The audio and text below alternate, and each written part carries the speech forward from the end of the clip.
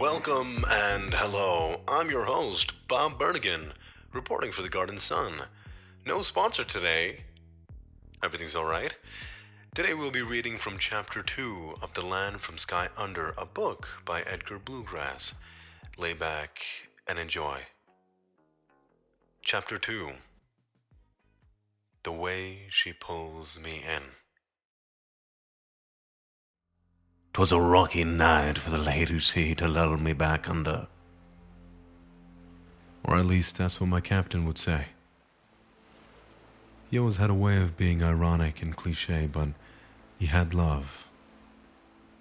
Always had love.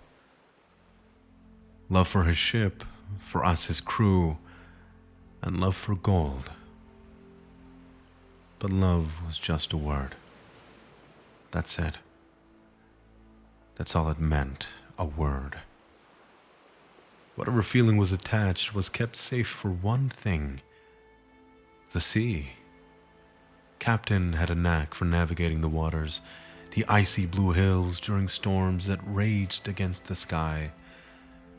What a marvel to see commands flow out of his mouth faster than the waves could react to them.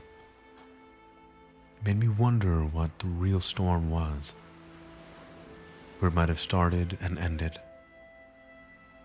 What a mighty man. Though man was not the word I'd use, no. The world might have seen a man. We on his ship were lucky to be on his ship, for any foe so unfortunate to be on the other side would call him simply a monster. 7 feet tall, arms as thick as the mast itself, and a power that power. He had the ability to close his eyes and take control of a water djinn, a fearsome spirit that could control the tides.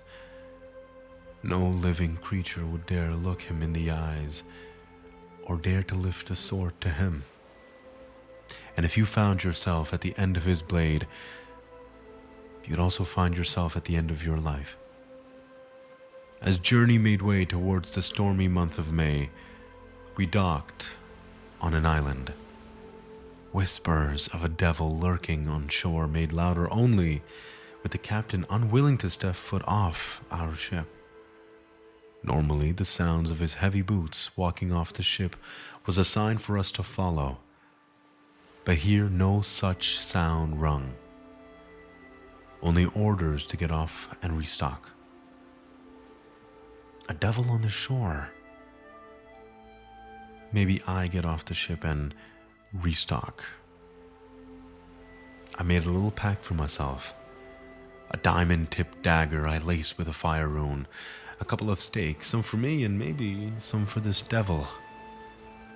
And I'll bring Polly. He's little more than a shore-side tide, but he has great instincts. And with that, I'm ready.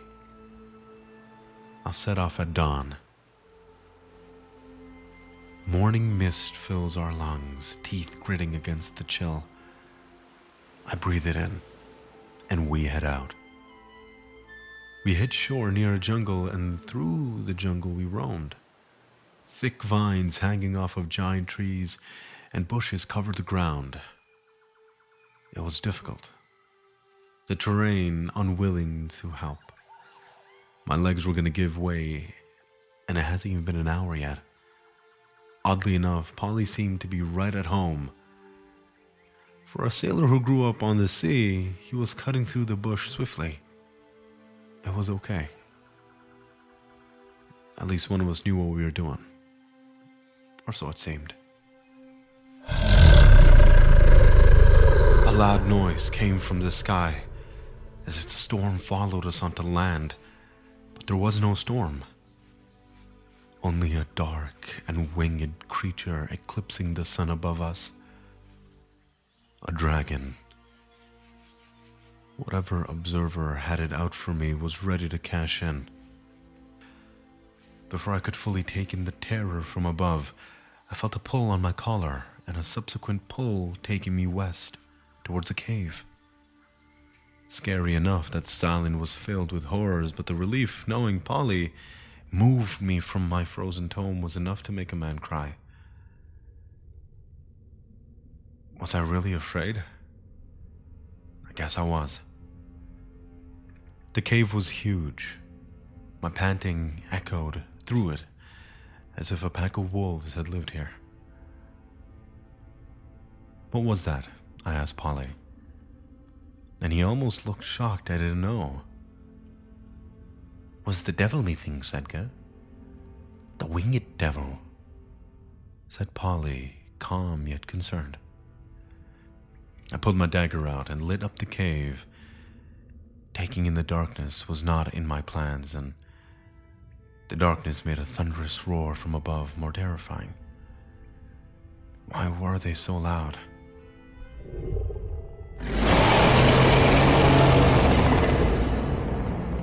The sound before was harrowing, but this was louder, more personal. We had to get away from it. My ears were ringing, and I don't know how much more I could take. This dragon, it knew we were here.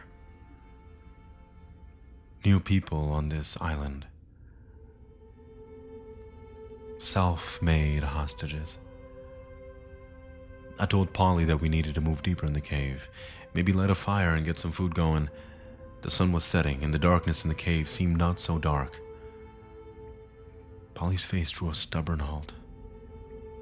He didn't want to sleep tonight, not in this cave. Poor guy. He must have gone through a lot today. I get it. Still, I took his arm and pulled him down the cave with me. Being here alone was the only thing that could make it worse.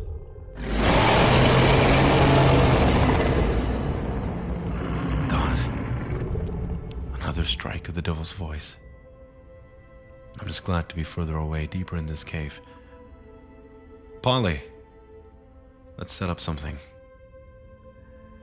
I could really use some sleep. Polly, he got a fire started.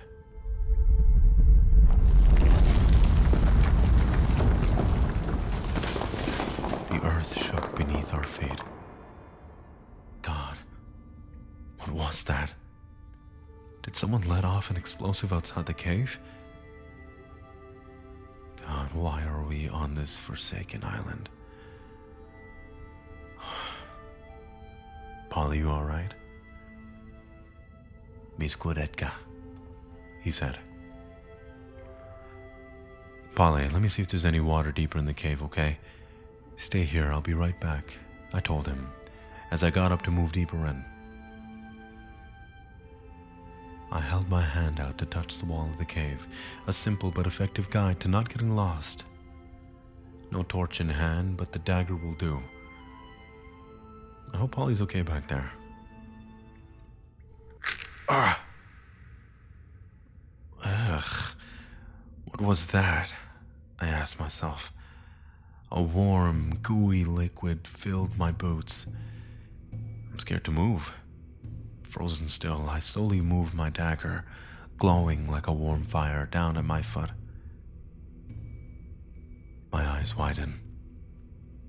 A chill crawls down my spine, and I freeze. Fuck.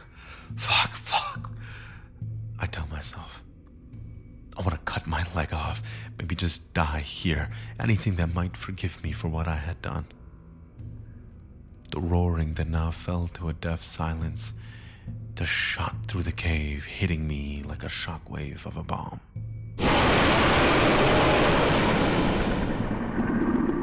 I might as well pray to whoever will listen. The cave shaking, debris falling. The devil was now barreling through the cave. And why wouldn't it? An idiot just broke its egg. And I'm that idiot.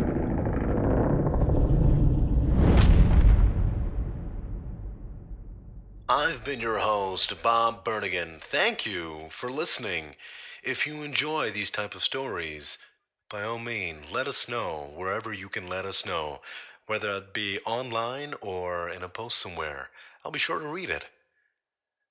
Doing this was fun. It was a little different, and Edgar Bluegrass is a great author, and he speaks of his experiences in real life. Thank you for listening. I will see you guys later. Good night. Come on, Bomb. It's time to get going now. There's much work to do.